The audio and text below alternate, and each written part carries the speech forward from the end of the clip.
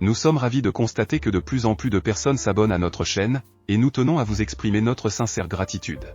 Votre soutien est précieux et nous inspire à continuer à fournir un contenu de qualité qui répond à vos attentes.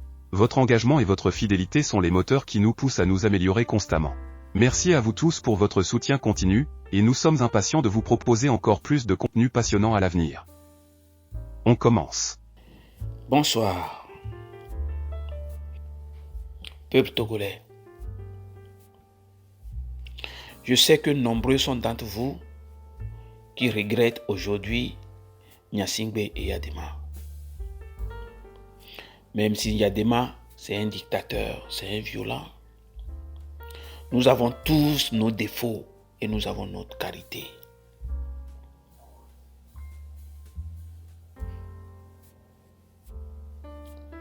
Gnassingbé et Yadema n'a jamais fait ce que Faure et Sazignan Gnassingbé fait aux Togolais aujourd'hui.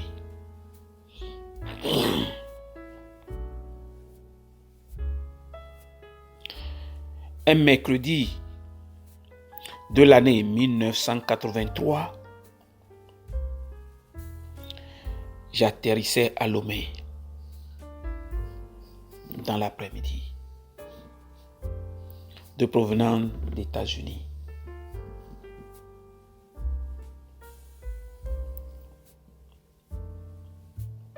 Un jeune naïf, habillé en cow-boy, avec tout le matériel nécessaire pour venir construire une radio-télévision à Agou.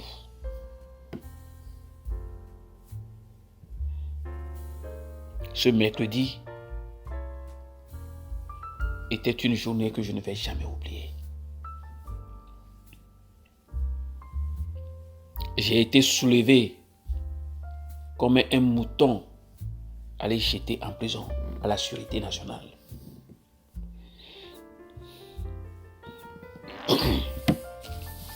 Cinq jours plus tard, 3 gardes du corps bien habillés en blanc avec des lunettes noires sont venus me chercher à la sûreté. Je ne sais même pas où ils m'amenaient. Direction la présidence de la République, derrière Hôtel du Bénin.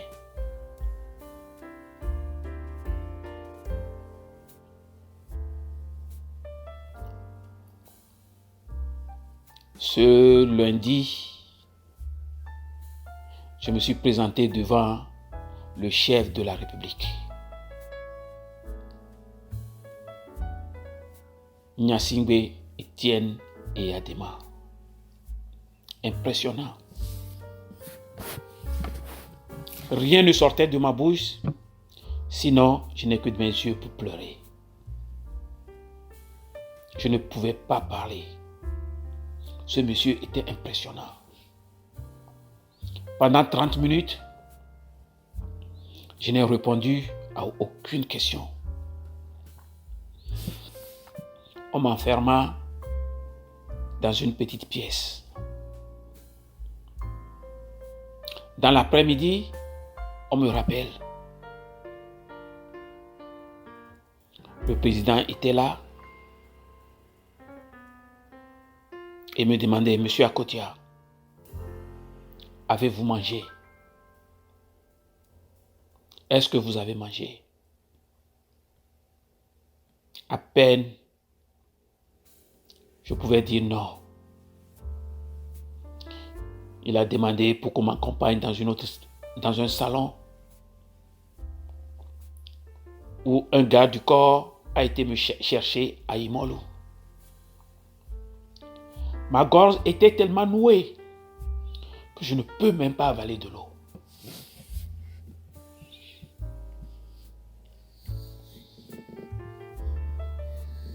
Le soir, on me renferme dans la même pièce, à la présidence, derrière Hôtel du Bénin. Le deuxième jour, vers 10 heures, on me ramène encore devant le président Gnassingbé. Il m'a demandé de s'approcher de lui. Je ne pouvais pas, je tremblais. Il m'a dit, jeune homme, dis-moi toute la vérité. Je me suis posé la question, quelle vérité il cherche? Alors il m'a demandé, vous travaillez pour l'impérialiste?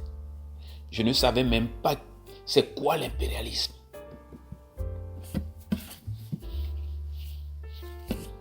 Je ne répondais pas. Alors il a appelé une dame qui est venue me dire, Mr. Kotia, who sent you here? Why you have gone in your luggage? Do you work for imperialist? Alors j'ai demandé à la dame, who is the imperialist? Je ne savais pas. Alors le président a dit, mais tu peux parler? Là, j'ai eu un petit courage. J'ai dit oui. Président, je peux parler. Alors elle a dit, tu travailles pour qui?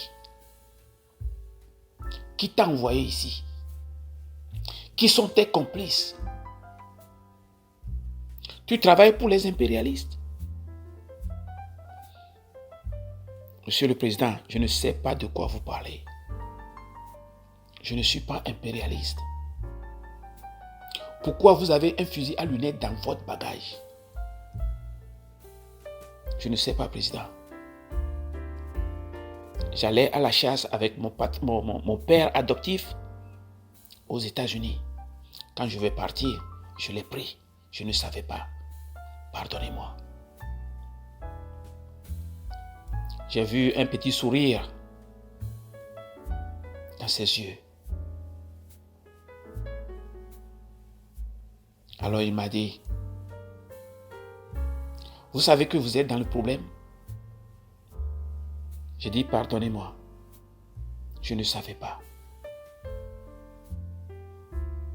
Alors il a demandé pour qu'on me ramène dans le salon. L'après-midi, quand il va partir, il me fait monter dans sa voiture. Direction Camp Hérité. Pendant une semaine, il m'amène dans son bureau, à la présidence, à la plage, et me ramène dans Hérité. Peuple togolais. Gnassingbé Eyadema, c'est un homme de famille. C'est un homme de famille. Vous l'approchez, vous allez voir comment il compatisse à la douleur d'un être humain.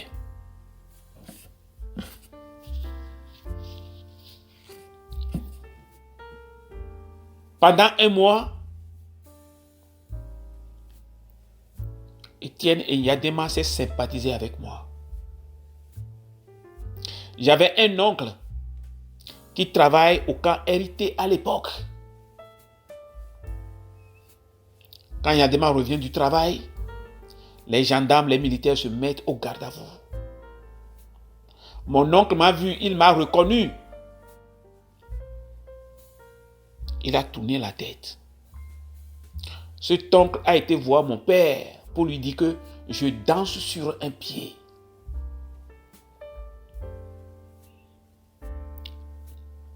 Eyadema m'a posé des questions et je lui ai dit qui je suis, d'où je viens et ce que je suis venu faire avec tout ce matériel électronique. Et Eyadema, on a tous nos qualités et nos défauts. C'est un père de famille qui aime ses enfants. C'est un père de famille qui aime le peuple togolais. Moi, il me l'a prouvé, il me l'a montré. Alors, peuple togolais, écoutez-moi. Faure n'a rien de la compassion de son père. Faure Issoze Nanyasingbe n'a aucun amour de son père. Alors je me pose la question, est-ce que Faure est vraiment le fils d'Étienne Nyasingbe?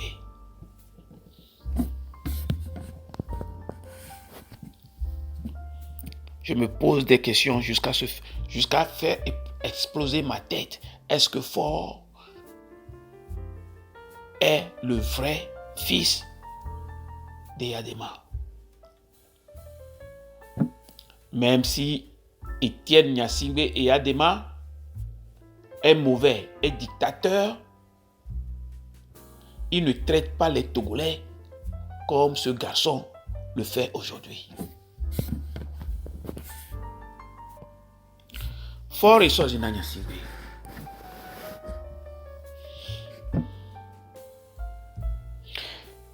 Quand tu vivais ici aux États-Unis, tu étais en prison, ils t'ont arrêté, ils t'ont jeté en prison. Sac Beyomi qui s'est battu, frappé toutes les portes pour te ramener au Togo. Sinon, aujourd'hui, tu seras la femme de quelqu'un dans une prison fédérale aux États-Unis. Faure Issoze Nanyasingbe. Ernest voulait te buter. C'est Agbeome qui s'est interposé pour te sauver la vie. Regarde comment tu traites Agbeome aujourd'hui. Peuple togolais, je ne vous dis pas que c'est Agbeome qui m'a dit ça. Comme Enyae Mikpanara Mentia, ce n'est pas Agbeome qui m'a dit ça. C'est un vieux Kabier. C'est un vieux Kabier, un proche d'Eyadema, qui m'a raconté cette histoire.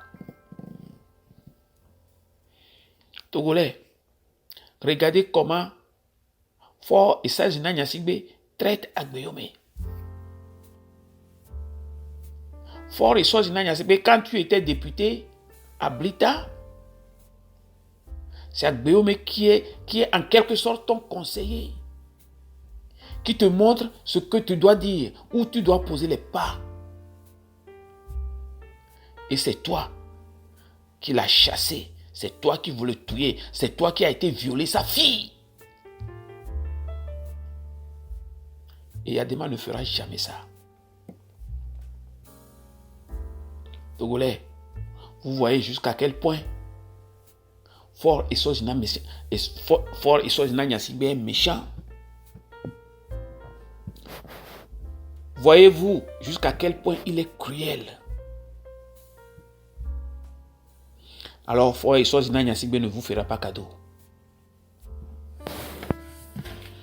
Faure Issoze Nanyasingbe ne vous fera pas cadeau, vous les Togolais. Vous restez là, vous vous plaignez, vous pleurez, il n'a rien à foutre de votre pleur. Vous devez vous lever.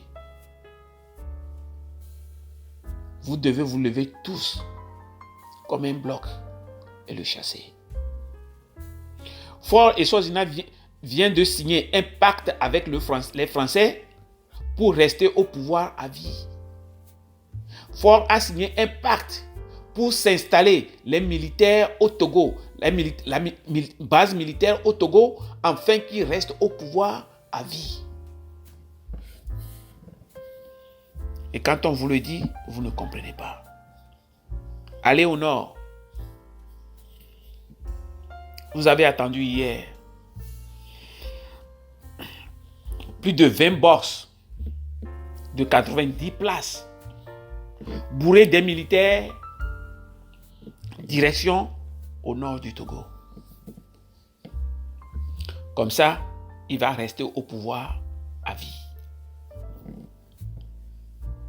Alors, je vous le demande encore ce soir, levez-vous.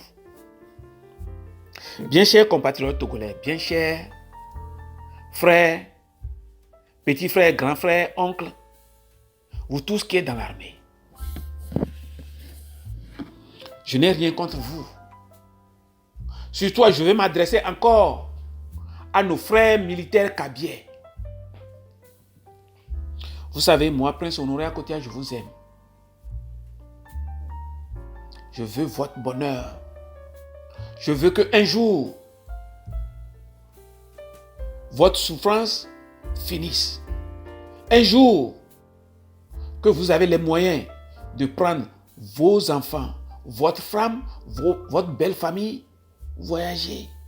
Même si c'était une semaine. Même juste aller en Côte d'Ivoire à la plage.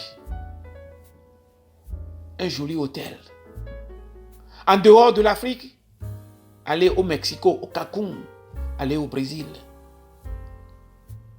Juste pour une semaine. Et revenir. Ça, c'est mon rêve pour vous, les militaires togolais. Que vos enfants puissent avoir une formation professionnelle. Que vous ne vous enrôlez plus dans les luttes EVALA et être embauché comme militaire. Et qu'on vous utilise pour des tueurs des Togolais. Peuple kabyen. À la fin de cette année, je présente encore mes excuses de vous doiter comme vous êtes des tueurs. Je l'ai dit. I'm sorry, je ne le regrette pas. C'est ce que RPT Uni a transformé nos jeunes frères intellectuels kabyens. Alors je vais leur dire, je vais leur répéter jusqu'à ce qu'ils changent.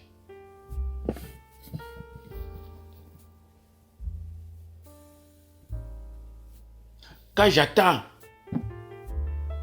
les papas des jeunes kabyens qui m'appellent et pleurent au téléphone, je ne peux pas dormir. Je ne peux pas dormir. Je ne peux pas dormir. Quand ton peuple est élevé, c'est vrai qu'il tue, mais il tue tout doucement. Comment il tue tout doucement? Parce qu'un traître, ils sont le problème du Togo. Les évêques sont le problème du Togo. Parce qu'ils sont des traîtres. Ils vous tuent tout doucement. Mais les Kabyens, ils tuent brutalement et on finit avec. Alors vous m'excusez que je vous dise la vérité.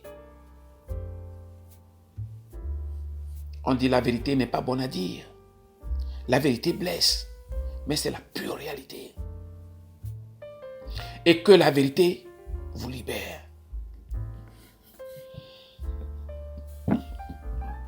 Je crois que vous m'avez compris. Il y a un proverbe de chez nous qui dit Amerikameta eko biena yoyona kofma motobe eta djekofeto. Même si c'est deux personnes qui tuent dans les Kabyens, ce sont les Kabyens qui tuent. Même si c'est une personne qui trahit dans les évêques, c'est les évêques qui trahissent. Et au Togo, ce n'est pas une personne en évêque qui traite. Eux tous, presque tous les chefs traditionnels du Togo sont des traîtres pour la nation. C'est pour ça que nous sommes là. Vous savez, j'ai attendu sur plusieurs réseaux que les Kabyens tuent, les évêques tuent. Les Kabyens sont des traîtres, les évêques sont des traîtres. J'ai remarqué quelque chose. Les Kabyens ne traitent pas leurs frères. Même s'ils tuent leurs frères, ils ne traitent. Ils ne sont pas des traîtres pour leurs frères. Quand ils trouvent à manger, ils appellent leurs frères pour qu'ils viennent manger. Si leurs frères ne peuvent pas manger avec la main, ils vont leur montrer à manger avec le pied.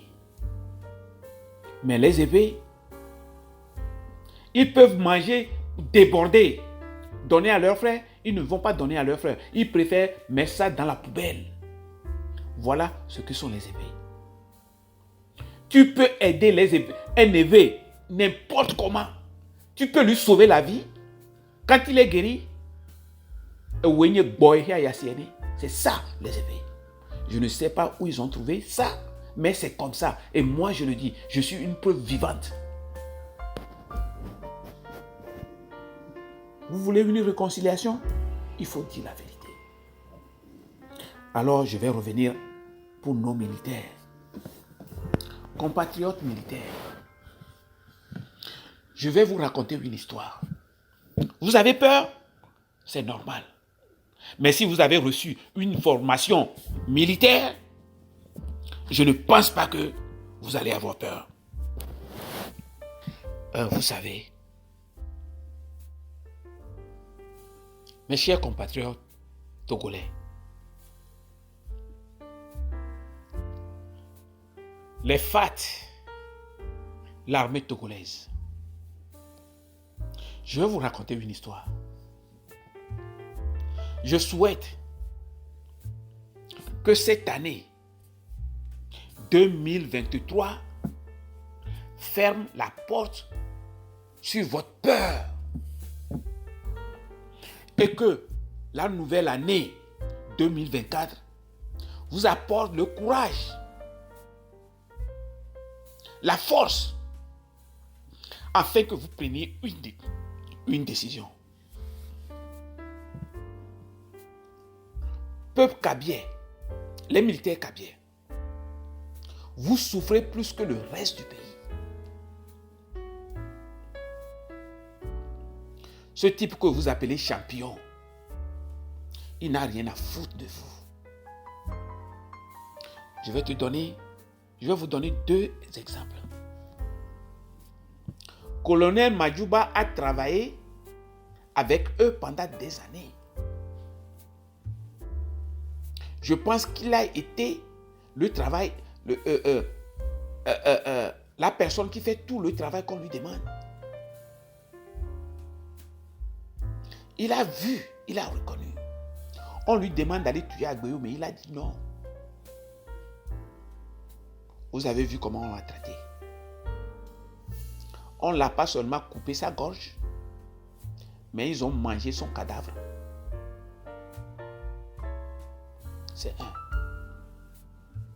Félix Abalo Katanga, un Kabien, un tueur. Il a recruté des Kabiens pour tuer pour ce régime-là. J'ai des vidéos que un de ces gardes du corps témoigne que Félix Abalo Katanga a un cimetière dont il enterre les gens vivants. Il travaille pour RPT Uni. Il maintient Faure et Sozina Nyasimbe au pouvoir. Vous avez vu comment on le remercie? Vous avez vu comment Faure l'a remercié? C'est un Kabien. La même chose va vous arriver si vous ne prenez pas une décision. Alors, je vais vous raconter une histoire. L'histoire se passe ici aux États-Unis. C'est en 2008.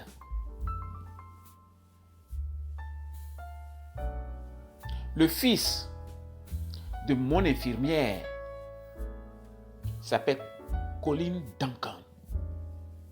Colin Duncan était cuisinier sur un navire, un porte-avions américain, navire de guerre. Sur ce navire, ce bateau de guerre, l'amiral est cruel. Cet amiral, c'est un meurtrier, un criminel. Les femmes ne sont pas autorisées sur le navire. Tu es une femme, tu rentres dans ce navire, le monsieur va abuser de toi, il va te culbuter. Quelqu'un qui bronche, il jette les personnes dessus bord. Des dizaines de personnes sont noyées, sont mortes en mer. Si le monsieur sort de sa cabine, tout ce que vous faites, tout le monde doit rester debout, garde à vous, silencieux.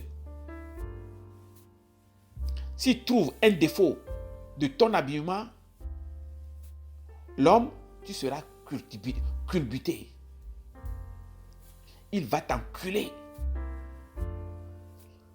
S'il est gentil, s'il a bien pris son pied, tu seras sauvé. S'il n'a pas bien pris son pied, tu seras jeté dessus bord. Et un jour, Colin Duncan a pris une décision. Le gardien de la mairie, Colin lui a préparé un bon repas. Et il l'a drogué. Il prend la clé pour aller chercher un Beretta 175 avec 12 balles. Il va taper à la porte de l'amiral. Toc, toc, toc, toc. L'amiral répond, Who is? Colin dit, Your food is ready. Ton repas est prêt.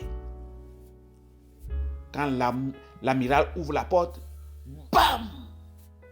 Bam! Bam! Bam! 2 boulettes dans la tête et 2 boulettes dans le cœur. Colin a été neutralisé, jeté dans un hélicoptère, direction Federal Prison à Dallas, au Texas. Colin a fait 6 mois en prison. Lors de son jugement, il y avait 24 jurés blancs. Un négro qui tire sur son supérieur blanc, c'est la peine capitale. Il y avait 108 témoignages. 108 témoignages contre cet amiral. Mais les jurés ont prononcé la condamnation à perpétuité de Colin Duncan.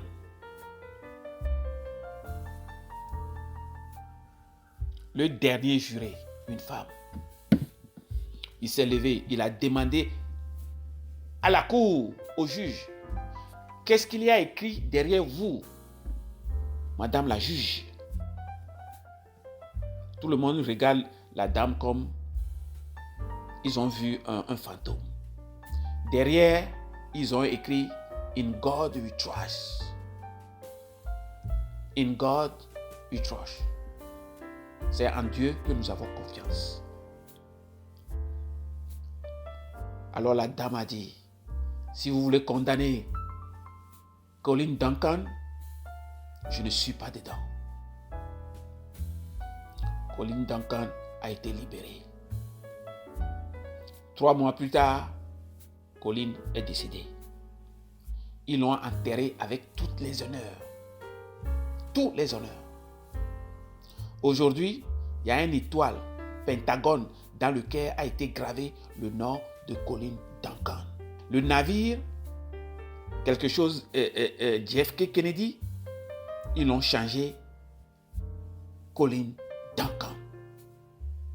Je ne sais pas si le nom existe encore aujourd'hui ou ils l'ont changé.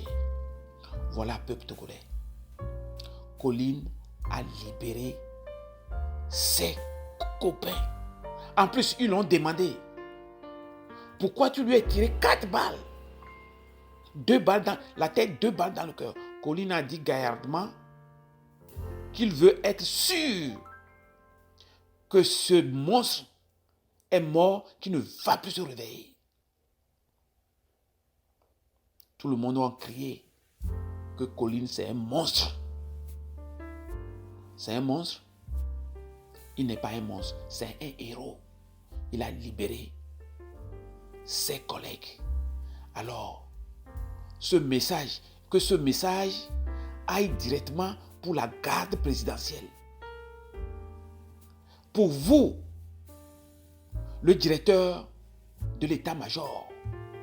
Pour vous, les bérets verts, même si c'est une personne qui dépose fort, votre nom sera gravé sur le drapeau togolais. Parce que le peuple souffre. Fort et Sozina Nyasigbe n'a rien à foutre de vous. Fort et Sozina Nyasigbe n'a pas d'amour. Quand Fort s'allonge sur une femme, il ne l'aime pas. C'est un sale fiche. Alors vous devez le déposer. Si le peuple ne sort pas pour le chasser, pour les bonnes femmes ne sortent pas pour le chasser, vous, les militaires, même un petit sergent, même toi qui prépare pour fort, même toi, housekeeping, tu peux le déposer. Déposez-le. Vous aurez une meilleure vie. Quant à vous, la garde présidentielle, vous n'avez pas de vie. Vous avez peur tous les jours.